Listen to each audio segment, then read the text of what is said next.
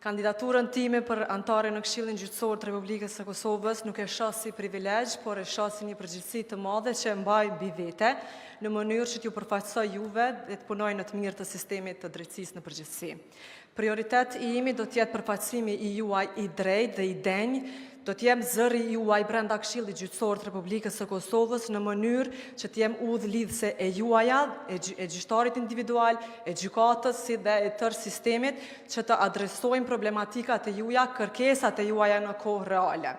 Jo vetëm të adresohen këto kërkesa, po do t'jem zë i fuqishëm në mënyrë që ato të zgjidhen dhe të marrin vëmendje dhe të përfundojnë me një sukses.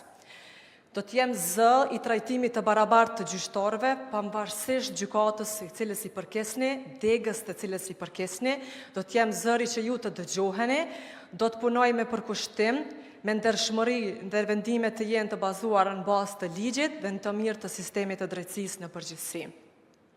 Nuk premtoj zgjidhje të lehta, po ju premtoj përkushtim, këmbgulje, edhe meritokraci në secilin vendim që do të merret brenda Këshillit Gjyqësor të Republikës Kosovës. Unë sot para jush kam vetëm për krahjen tuaj, ata e kërkoj, ju falenderoj shumë.